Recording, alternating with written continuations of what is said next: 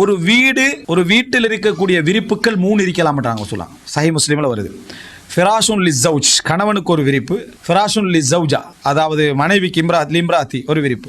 இது வந்து குடும்ப வாழ்வையும் புரிந்துணர்வுலையும் வரும். அது எப்படி கணவனுக்கு ஒரு பெட், மனைவிக்கு ஒரு பெட், சரியா? நம்ம 2 பேருக்கு ஒரு பெட் தானே. இது எப்படி இமாம் இப்னுல் ஜௌஸி சைதுல் ஹாத்திர் அழகா என்ன செய்வார், விளங்கப்படுத்துவார். ஒரு பெட், 3வது விருந்தாளிக்கு ஒரு பெட் நாங்க சொல்லலாம், அதாவது ஒரு விரிப்பு நாங்க. அப்படின்னா எக்ஸ்ட்ராவா ஒருத்தர் விருந்தாளிக்கு உண்ட செட்டப் பண்ணி வைக்கிறது ரசூலா வீண் விரைவுன்னு சொல்லலை.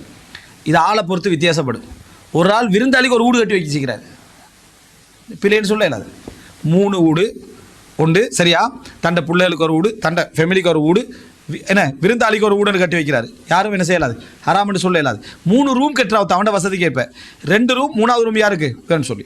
அப்போ இந்த ஹதீஸ்லேருந்து அப்போ 3 ரூம் தான் கட்டுற அர்த்தம் இல்லை. இந்த ஹதீஸில் தேவையில்லதை கட்டிட்டு எக்ஸ்ட்ரா ஒன்று கட்டலாம்ன்ற சொல்கிறாங்க. 10 பேருக்கு பிள்ளைகள், 10 பேருக்கும் 10 ரூம் கட்டுறாரு.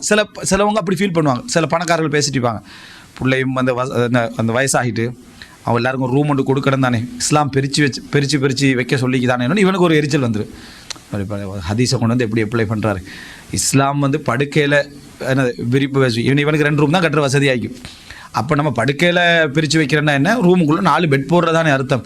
இவருக்கு ஹதீஸை அவருக்கு ஏற்ற மாதிரி திருப்பிக்கிண்டு 10 ரூம் கட்ட போகிறார். 10 பிள்ளைக்கு 10 ரூம் கட்ட போகிறாரு. இது வீண் விரயம் தானே. இது வீண் விரயம் இல்லை, உட பிரச்சனை. இது உனக்கு கம்யூனிச பிரச்சனை ஒன்றைக்கு விலகிட்டா உனக்கு வந்து கம்யூனிச பிரச்சனை ஒன்றைக்கு, அல்லது வைத்தறிச்சல், சரியா?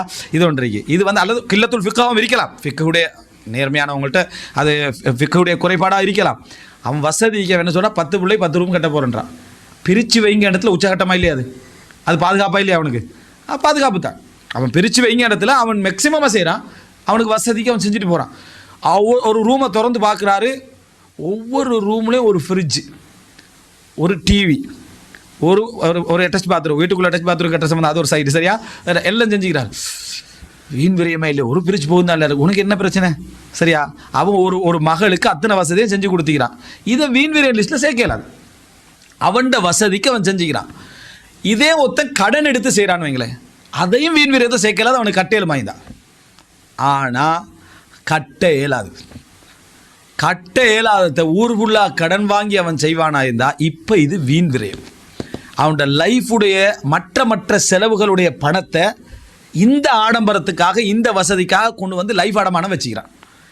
இதே கொண்டு லோன் எடுத்தான்னு வைங்களேன், பட்டியில் இன்னும் டபுள் ட்ரிபிளாக என்ன செய்யுது போகுது.